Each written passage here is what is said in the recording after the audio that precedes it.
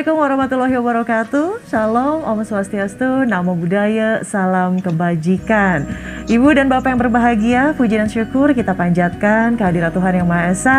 Karena pada siang hari ini kita dapat bergabung dalam acara webinar sosialisasi kebijakan bantuan operasional sekolah dan dana alokasi khusus fisik tahun 2021 dari Kementerian Pendidikan dan Kebudayaan. Saya Widya Saputra, izin terlebih dahulu saya membuka masker ya, dan tidak bosan-bosannya saya mengingatkan untuk kita semua patuh terhadap protokol kesehatan karena pandemi masih belum berakhir. Dan saya ucapkan selamat siang dan selamat bergabung tentunya kepada yang saya hormati Menteri Pendidikan dan Kebudayaan Mas Nadiem Anwar Makarim. Selamat siang Mas Menteri, terima kasih telah bergabung. Selamat siang. Selamat siang, sehat-sehat selalu Mas Menteri. Dan berikutnya ada juga Direktur Jenderal Pendidikan Anak Usia Dini, Pendidikan Dasar dan Pendidikan Menengah, Bapak Jumeri. Selamat siang Pak, sehat Pak? Selamat siang Mas Menteri, Mas siang semuanya. Selamat siang, Alhamdulillah semuanya sehat. Dan tentunya kita akan menyapa ya seluruh Kepala Dinas Pendidikan dan Kebudayaan tingkat provinsi, kabupaten, dan kota di seluruh Indonesia, serta rekan-rekan media yang juga telah bergabung secara virtual bersama kami siang hari ini. Izin, saya Widya Saputra akan memandu acara pada kesempatan hari ini. Dan situasi pandemi global yang terjadi sejak tahun lalu memberikan dampak yang signifikan pada pelaksanaan pendidikan Indonesia dan menuntut penyesuaian pada sejumlah aspek. Salah satunya terkait manajemen penyaluran, penggunaan, dan pelaporan dana bantuan operasional sekolah. Sejak pertama kali diluncurkan pada bulan Juli tahun 2005, dana bantuan operasional sekolah atau BOS telah menjadi solusi bagi sekolah-sekolah di daerah, khususnya yang berada di lingkungan ekonomi menengah ke bawah. Nah, pada tahun 2020, Kementerian Pendidikan dan Kebudayaan menjalin sinergi dengan Kementerian Keuangan dan juga Kementerian Dalam Negeri untuk tentunya meningkatkan kualitas mekanisme penyaluran dan penggunaan dana bantuan operasional sekolah. Lalu seperti apa hasil positif dari sinergi tersebut dan bagaimana untuk mekanisme bantuan operasional sekolah di tahun 2021? Untuk itu tentunya kami akan mengundang Menteri Pendidikan dan Kebudayaan untuk menyampaikan paparan terkait sosialisasi kebijakan dana bantuan operasional sekolah dan dana alokasi khusus fisik tahun 2021 kepada Mas Menteri. Mangga kami persilahkan. Terima kasih. Assalamualaikum warahmatullahi wabarakatuh. Terima kasih untuk kesempatan untuk bisa memaparkan sosialisasi kebijakan bantuan operasional sekolah dan dana alokasi khusus fisik tahun 2021. Ini merupakan hari yang sangat istimewa karena walaupun kebijakan ini ada sifatnya teknis, tapi dampak kepada daerah-daerah kita yang paling membutuhkan dana bantuan, terutama di daerah 3T, ini sangat transformasional untuk mereka. Jadi ini hari yang sangat menggembirakan bahwa kita bisa menjunjung tinggi keadilan sosial bagi seluruh rakyat Indonesia dengan suatu kebijakan anggaran yang afirmatif, yang benar-benar mengikuti kebutuhan daripada daerah-daerah yang lebih membutuhkan. Jadi itu merupakan suatu kebijakan, perubahan kebijakan yang sangat penting menurut saya hari ini.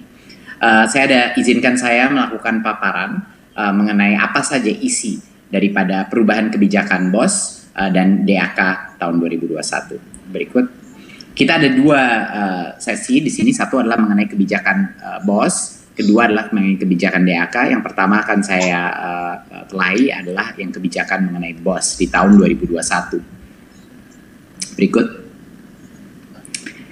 Di tahun 2020, kita seperti yang kita tahu episode Merdeka Belajar sebelumnya, kita telah menyalurkan langsung kepada rekening sekolah. Dan ini merupakan suatu reformasi ya penganggaran dana BOS kita yang luar biasa positif dampaknya kepada para sekolah-sekolah dan Pemda kita.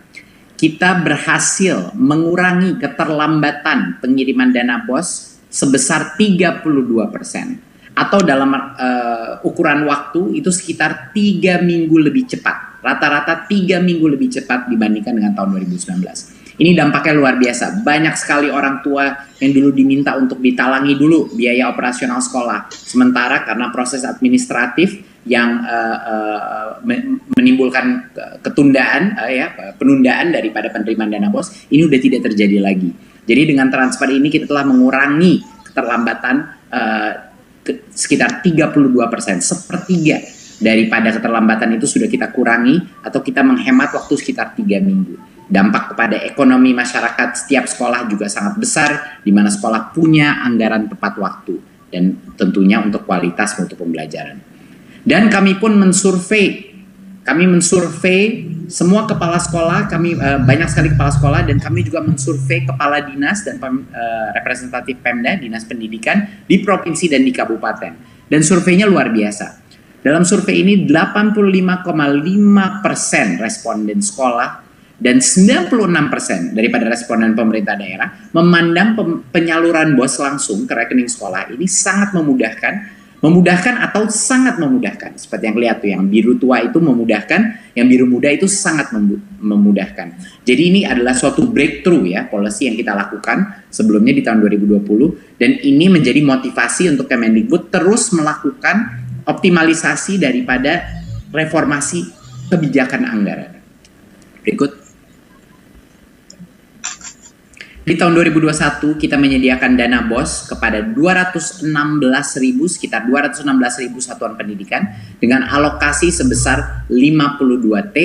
Bisa terlihat di sini di dalam halamannya pembagiannya antara setiap jenjang SD, SMP, SMA, SMK, dan SLB. Ya, totalnya untuk tahun 2021 sekitar 52,5 triliun. Berikut.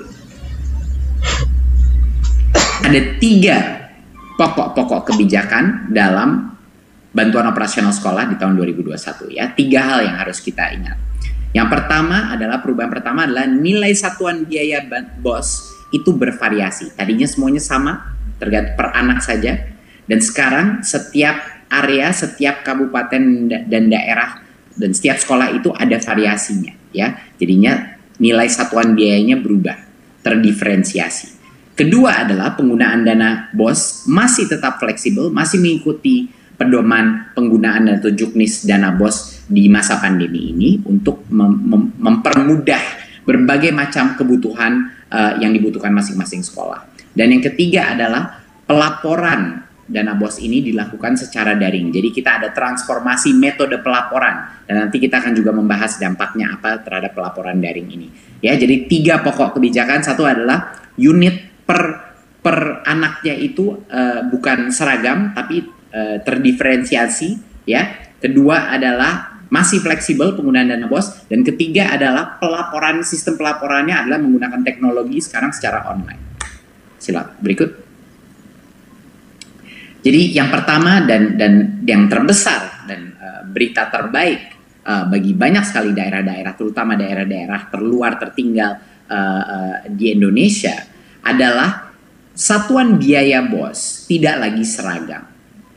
Satuan biaya BOS itu ada variasinya ya, ada rentang nilai satuan biaya peserta didik ya.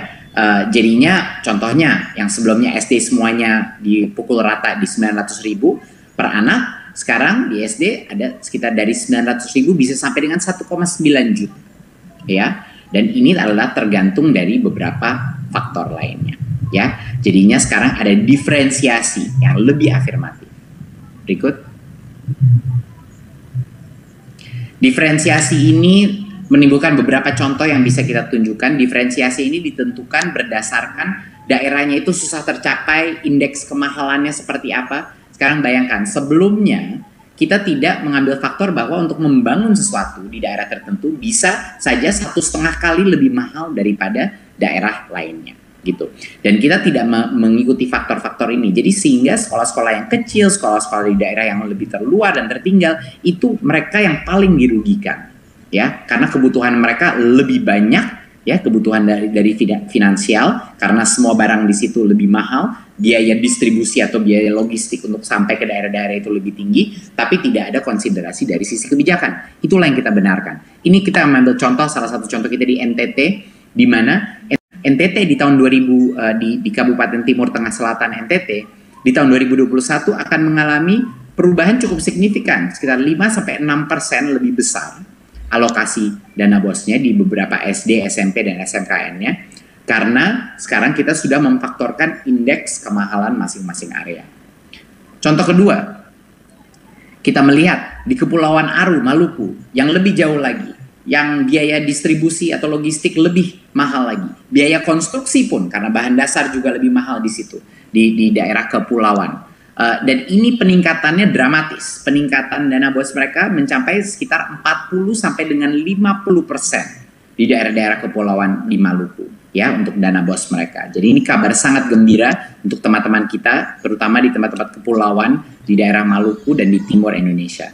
Kita ambil contoh terakhir di Papua, di Kabupaten Intan Jaya Papua, di mana biaya logistik, biaya supply barang-barang dasar itu paling tinggi, di mana banyak sekali kesulitan karena baik juga itu memang daerah kepulauan, tapi juga berbagai macam isu dari sisi kejauhan daripada sentra-sentra pusat. Ini di daerah Papua kenaikan dana BOS di 2021 itu mencapai sampai dengan di atas 100%. Untuk misalnya SD YPPK Sanepa itu sampai 117%.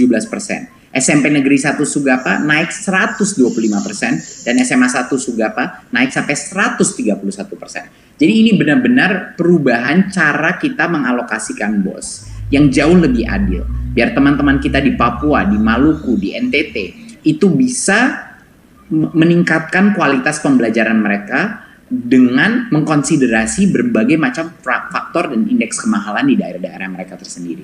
Jadi inilah yang kita maksudkan dengan menjunjung tinggi keadilan sosial bagi seluruh rakyat Indonesia. Kebijakan penganggaran pun harus mengikuti azas Pancasila tersebut. Berikut. Dan tentunya penggunaan dana BOS masih fleksibel sesuai dengan kebutuhan sekolah. Beberapa penggunaan daripada dana BOS ini adalah yang terpenting apalagi di masa pandemi ini. Pertama adalah kita masih memberikan fleksibilitas pembayaran honor kepada guru-guru honorer di masa ini masih diberikan fleksibilitas ya. Dan honor dapat diberikan kepada tenaga pendidikan apabila dana masih tersedia. Jadi ini kita berikan fleksibilitas bagi kepala sekolah, diskresi bagi kepala sekolah untuk memberikan honor kepada guru-guru yang paling layak menerima.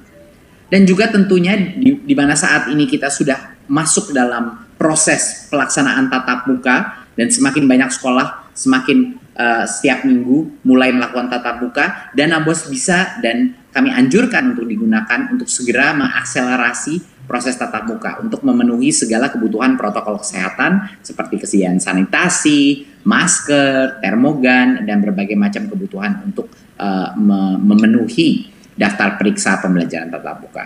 Dan tentunya karena asesmen nasional akan dilaksanakan tahun ini, pembiayaan apapun honor transportasi dan pelaksanaan AN itu juga bisa digunakan di dana BOS. Saya baru saja kembali dari Papua dan ini sangat tepat sebenarnya waktunya dengan pelaksanaan kebijakan ini.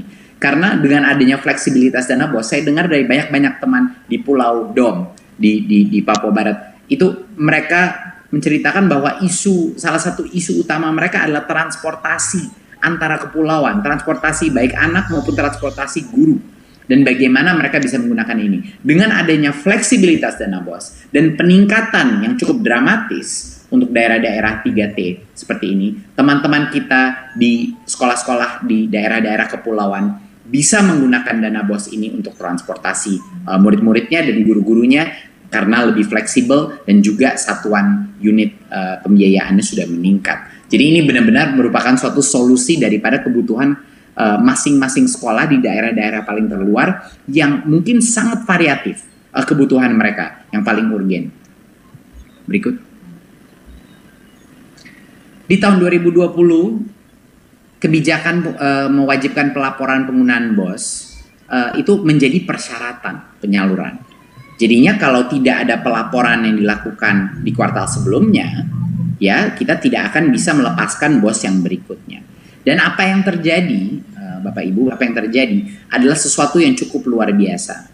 Walaupun kita telah memberikan fleksibilitas dalam penggunaan dana BOS, dan walaupun kita sudah melakukan transfer langsung kepada sekolah, pelaporan yang sekarang bisa dilakukan lewat online meningkat secara dramatis. Ya, pelaporannya itu meningkat secara dramatis. Di BOS tahap 1 peningkatan di tahun 2018 itu cuma 26% yang melakukan pelaporan, 2019 48%, tapi di 2020 70,7% sekolah melaporkan penggunaan BOS tahap 1. Ini suatu transformasi yang cukup luar biasa di dalam transparansi penggunaan dan pelaporan dana kita. Pada bulan Desember 2020, angka itu mencapai 99%. 99% daripada semua sekolah melaporkan penggunaan BOS tahap 1. Ini luar biasa. Di tahun 2018 cuma 36%. 2019 cuma 61%, tapi di 2020 karena kebijakan baru kita dan pelaporan secara online yang lebih mudah dilakukan, kita mencapai 99,1% pelaporan dana BOS. Jadinya dengan semua fleksibilitas yang kita berikan, tetap saja akuntabilitas dan transparansi menjadi harga mati daripada kebijakan anggaran kita. Dan karena kita menggunakan teknologi dan pelaporan online, akuntabilitas dan transparansi daripada penggunaan dana BOS juga meningkat secara dramatis. Berikut. Nah, pelaporan ini bisa dilakukan secara daring dan menjadi syarat daripada penyaluran. Seperti yang saya bilang sebelumnya, mekanismenya pelaporannya adalah melalui laman kita bos.kemdikbud.go.id dan menjadi syarat daripada penyaluran. Jadi kalau tidak ada pelaporan tersebut, penyaluran berikutnya tidak bisa dilakukan, ya. Jadi penyaluran tahap 1 dilakukan setelah sekolah menyampaikan laporan untuk sekolah tahap 2 tahun sebelumnya, lalu tahap 2 dilakukan setelah mereka sudah melaporkan dan seterusnya. Jadinya benar-benar suatu hal yang mandatori, suatu hal yang kami haruskan bahwa pelaporan ini menjadi suatu kondisi untuk bisa menerima dana berikutnya, dan itulah salah satu alasan dan dengan menggunakan teknologi sehingga bisa meningkat level pelaporan daripada dana BOS di seluruh sekolah di Indonesia. Berikut. Sekarang kita akan bicarakan kebijakan dana alokasi khusus fisik tahun 2021. Berikut. Di tahun 2021 pemerintah menyediakan DAK fisik untuk sekitar 31.600 satuan pendidikan, ya, dengan alokasi sebesar 17,7 triliun rupiah. Di sini terlihat pembagiannya berdasarkan jenjang. Berikut. Ada 3 pokok kebijakan. Yang pertama adalah fokus kepada ketuntasan sarana dan prasarana pendidikan. Ya, pemenuhan ini dilakukan secara menyeluruh untuk semua kebutuhan prasarana sekolah. Jadinya whole school approach. Jadinya bukan cuman pagar-pagar dan pintunya saja atau ruang gedung kelas, tapi secara holistik. Kedua adalah pelaksanaannya bersifat kontraktual, jadi kepala sekolah tinggal fokus kepada proses pembelajaran dan tidak harus melaksanakan kegiatan rehabilitasi dan pembangunan prasarananya sendiri. Dan ketiga adalah pelibatan Dinas PUPR. Dinas PUPR di masing-masing daerah yang akan melakukan asesmen kerusakan dan meningkatkan validitas data sarana prasarana sekolah. Jadi sekarang ada tim profesional yang akan melakukan asesmen, evaluasi, dan juga memonitor dan mengevaluasi pekerjaan yang dilaksanakan. Berikut. Nah, di tahun 2020 fokus kita adalah untuk menyasar sebanyak mungkin sekolah yang membutuhkan rehabilitasi, ya, yang ada rusak berat, rusak ringan, dan lain-lain. Dan pemenuhan ini dilakukan secara parsial, jadinya menyebar ke banyak sekolah. Di tahun 2021 kita sedikit berubah strateginya. Strateginya adalah untuk memastikan setiap sekolah itu selesai. Pemenuhan itu dilakukan secara holistik, menyeluruh sesuai kebutuhan sarana prasarana masing-masing sekolah. Dan harapannya dampaknya adalah walaupun sasaran sekolah kita lebih mengecil, tapi seluruh permasalahan sarpras di sekolah itu tuntas dan selesai. Itu adalah harapan kita dengan perubahan strategi ini, agar dipastikan kalau kita bantu itu sekolah itu benar-benar sampai tuntas kebutuhan sarana prasarananya dan berbagai macam rehabilitasi yang dibutuhkan. Berikut. Nah, dana alokasi fisik menunya di 2021 untuk ketuntasan sarana prasarana sekolah. Jadi apa saja sebenarnya yang bisa dilakukan sebagai yang kita maksudkan dengan whole school, ya. Menu ini meliputi bukan hanya rehab, tapi pembangunan ruang kelas, perpustakaan, ruang guru, toilet, laboratorium, ruang praktek, UKS, rumah dinas guru, ruang ibadah, dan ruang pembelajaran inklusi. Penyediaan sarana pendidikan juga rincian menu ini meliputi semua pengadaan alat laboratorium, peralatan praktek utama, dan media pembelajaran termasuk alat-alat TIK. Jadi benar-benar diberikan menu yang jauh lebih fleksibel. Berikut. Pengadaan secara kontraktual ini kita banyak sekali mendengar komplain-komplain dari beberapa, waktu saya mengunjungi berbagai macam kepala sekolah, banyak yang mengkomplain bahwa sistem swakelola ini benar-benar membebankan kepala sekolah. Banyak dari mereka yang tidak tahu mungkin secara prosedural bagaimana, ada pihak-pihak oknum yang juga mengganggu mereka, jadinya ini menjadi suatu beban mental dan beban administratif bagi banyak sekali kepala sekolah. Jadi kita di tahun ini pindah dari sistem swakelola ke sistem kontraktual, di mana yang akan dilakukan ini dilaksanakan oleh Dinas Pendidikan ya dengan penyedia dan manajemen terpusat di Dinas Pendidikan agar sekolah tidak terbebani dengan semua urusan pengadaan barang dan jasa dan juga peralatan itu disediakan oleh penyedia. Jadi dalam pelaksanaan dibutuhkan peralatan khusus kontraktor bisa mendatangkan dari daerah lain. Dan dari sisi waktu ini ada jaminan ketepatan penyelesaian. Jadi paling tidak ada faktor waktu dan suatu komitmen dari pemerintah daerah, dari Dinas Pendidikan kapan bisa diselesaikan, dan harapannya hasilnya kualitas bangunan juga lebih baik dan juga efisiensi juga lebih baik. Berikut. Kita juga akan melibatkan Dinas PUPR untuk meningkatkan validitas data sarana prasarana sekolah. Ini artinya dari sisi penilaian kerusakan, validitas data, dan juga efisiensi, pihak Dinas PUPR daerah akan melakukan monitoring dan evaluasi agar dana ini digunakan tepat sasaran dengan efisiensi yang baik. Berikut. Jadi untuk menyimpulkan kebijakan ini, yang pertama dan tentunya yang suatu kabar yang sangat gembira bagi banyak sekali daerah-daerah terluar di Indonesia, terutama di luar beberapa daerah di luar Jawa, nilai satuan biaya BOS sekarang bervariasi sesuai karakteristik daerah dan sesuai dengan indeks kemahalan di masing-masing daerah. Tidak ada lagi diskriminasi terhadap daerah-daerah yang punya sekolah-sekolah kecil atau daerah-daerah yang indeks konstruksi atau indeks kemampuan membayarnya itu kemahalannya itu sangat tinggi. Dan yang kedua adalah penggunaan dana BOS ini masih fleksibel seperti di situasi pandemi seperti ini untuk segala macam kebutuhan sekolah, terutama untuk persiapan untuk tatap muka. Dan yang ketiga adalah untuk pelaporan penggunaan BOS ini dilakukan secara daring yang meringankan beban administratif dari masing-masing sekolah dan meningkatkan level transparansi yang sudah cukup luar biasa.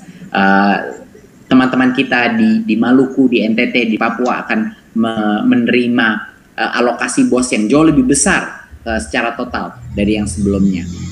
Dan ini merupakan kabar gembira dan menjunjung tinggi Pancasila, salah satu butir Pancasila, yaitu keadilan sosial bagi seluruh rakyat Indonesia. Yang itu yang harus kita junjung tinggi di seluruh Nusantara. Dan yang kedua adalah kebijakan mengenai DAK. Berikut. Ya, kebijakan DAK yang kita alokasikan 17,7 triliun. Fokusnya adalah ketuntasan sarana dan prasarana pendidikan untuk kebutuhan secara holistik yang dibutuhkan sekolah, jadinya agar tuntas masing-masing sekolah. Jadi jangan sampai kalau kita melakukan rehabilitasi atau peningkatan sarana prasarana tidak sampai tuntas. Kedua adalah pelaksanaan yang bersifat kontraktual untuk melepaskan beban ini daripada kepala sekolah, dan ini bisa kita beban itu sekarang ada di Dinas Pendidikan masing-masing Pemda. Dan ketiga adalah keterlibatan monitoring dan fungsi MONEF daripada Dinas PUPR yang akan melakukan assessment kerusakan, di mana setiap Dinas PUPR punya profesional-profesional yang akan bisa memastikan anggaran kita itu tepat sasaran dengan efisiensi yang terbaik. Saya rasa itu dari saya mengenai kebijakan DAK dan kebijakan dana BOS di tahun 2021. Ini adalah upaya daripada Kemendikbud dan pemerintah pusat untuk memastikan bahwa reformasi kebijakan anggaran kita di dunia pendidikan terus meningkat dan terus menghasilkan mutu pembelajaran yang baik dan terus menghasilkan pemerataan akses dan keadilan sosial bagi masyarakat di negara kita. Terima kasih. Wassalamualaikum warahmatullahi wabarakatuh. Waalaikumsalam warahmatullahi wabarakatuh. Terima kasih atas pemaparannya Mas Menteri Pendidikan dan Kebudayaan, Mas Nadiem Anwar Makarim. Tentunya ini merupakan kabar gembira. Saya suka sekali tadi ada kata-kata pengejawantahan dari sila keadilan sosial bagi seluruh Indonesia, dan tentunya sebagai kelanjutan dari Merdeka Belajar episode 3 yang diluncurkan tahun lalu terkait mekanisme bantuan operasional sekolah atau BOS. Nah, selanjutnya kami akan mohon Direktur Jenderal Pendidikan Anak Usia Dini, Pendidikan Dasar dan Pendidikan Menengah, Paudasmen, Bapak Jumeri, juga untuk gabung, Pak, bersama Mas Menteri dan bersama-sama menjawab sejumlah pertanyaan yang sudah diajukan oleh peserta webinar kita siang hari ini. Siap, Pak Jumeri? Aman ya? Sudah terdengar suaranya ya? Aman, ya. Baik, Mas Menteri, ini langsung ramai semuanya tadi, betul-betul kabar gembira, betul-betul ditunggu begitu ya. Jadi kita akan langsung saja ke pertanyaan pertama yang akan diajukan kepada Mas Menteri. Kita akan lihat pertanyaan yang pertama. Ini apakah dengan skema tahun 2021 ini berarti satuan biaya BOS ini berbeda per kabupaten kotanya? Begitu katanya, Mas, silahkan. Betul, satuan biaya BOS itu akan berbeda di tiap kabupaten kota. Dan ini sangat berarti karena salah satu tujuan satuan biaya disusun secara majemuk ini adalah untuk menekan ketimpangan atau kesenjangan antar wilayah. Yang tadinya itu sangat tidak adil bagi wilayah-wilayah di mana biaya konstruksi, biaya beli barang itu jauh lebih mahal, dia malah lebih dirugikan lagi. Padahal tingkat sosioekonomi di daerah-daerah itu sudah biasa relatif lebih rendah dari daerah lain. Jadinya ini benar-benar equalizer, suatu menutupi ketimpangan dan kesenjangan antara wilayah. Jadi cara kita melakukan penghitungan itu ada dua indikator, yaitu satu adalah indeks kemahalan konstruksi atau IKK, dan satunya lagi adalah indeks peserta didik di tiap wilayah di kabupaten dan kota. Itu wilayah dengan IKK yang tinggi dan IPD yang rendah, maka satuan biaya di wilayah tersebut dengan kenaikan satuan biaya yang tinggi. Gitu. Wilayah dengan IKK yang sedang dan IPD yang sedang, maka satuan biaya di wilayah tersebut dengan kenaikan satuan biaya yang sedang. Gitu. Jadi ini benar-benar transformasional menurut saya, karena selama ini kita menghitungnya hanya per anak aja. Jadi bayangkan di kepulauan-kepulauan di mana sekolah itu udah indeks kemahalannya tinggi, ya. Udah gitu jumlah muridnya lebih kecil, padahal ada minimum cost untuk mengoperasionalkan sekolah. Jadinya ini luar biasa menurut saya suatu perubahan, terutama untuk daerah-daerah kita yang paling membutuhkan. Oke, noted Mas Menteri. Berikutnya juga, apakah ini kebijakan BOS 2021 juga berlaku untuk BOP PAUD dan BOP kesetaraan? Ya. Kebijakan yang kami rancang ini merupakan upaya mewujudkan sinergitas ya, peran pemerintah pusat dan pemerintah daerah dengan penyelenggaraan pendidikan. Nah, tahun 2021 kebijakan BOS ini hanya BOS dengan satuan biaya majemuk itu, tapi belum berlaku untuk BOP PAUD dan BOP pendidikan kesetaraan. Nah, direncanakan kebijakan satuan biaya majemuk untuk BOP itu kalau bisa insya Allah akan mulai diperlakukan di tahun 2022. Jadinya belum untuk tahun ini. Tapi kami sedang perjuangkan apapun yang kita lakukan untuk BOS. Harapannya ya, harapan kami, dan inilah perjuangan di Kemendikbud, untuk itu juga diberlakukan nanti untuk BOP PAUD dan BOP kesetaraan.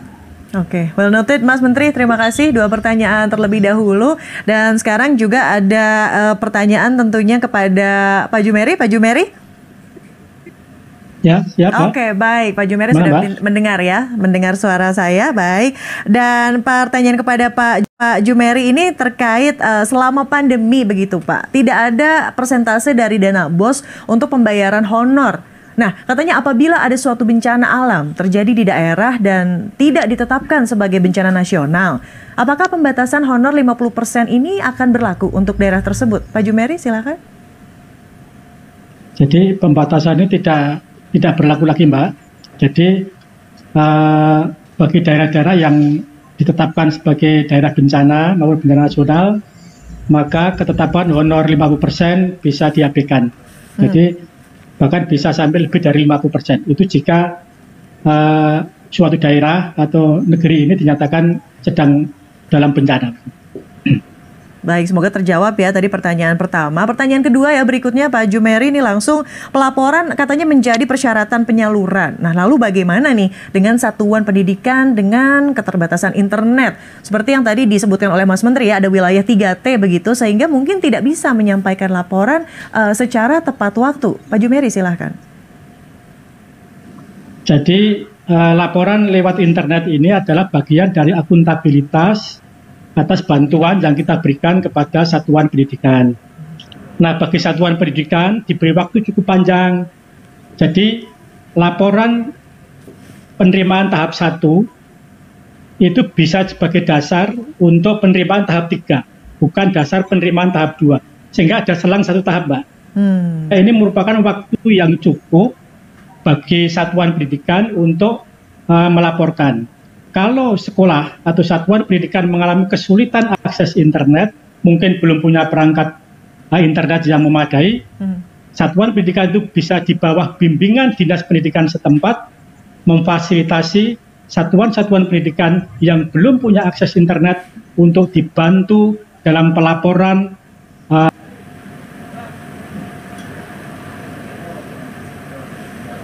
Ya, mohon maaf kami sepertinya mengalami gangguan teknis Pak Jumeri. Tadi pertanyaannya masih terkait juga tentunya di tema siang hari ini ya, terkait sosialisasi kebijakan bantuan operasional sekolah dan dana alokasi khusus fisik tahun 2021. Mas Menteri, berikutnya langsung ke teman-teman media ya, juga sudah bergabung dari tadi via Zoom. Kita akan melihat pertanyaan pertama dari siapa nih? Kita akan lihat pertanyaan yang dari Dian Warastuti dari Harian Waspada. Nah, katanya untuk sekolah swasta kan katanya banyak sekali yang terancam tutup karena orang tua yang tidak sanggup untuk membayar uang SPP, Mas Menteri. Apakah ada afirmasi khusus lewat BOS untuk sekolah swasta? Silakan. Iya, jadi ini untuk mengingatkan masyarakat bahwa dana BOS itu bukan hanya untuk sekolah negeri. Dana BOS itu untuk semua sekolah ya, baik sekolah swasta maupun sekolah negeri.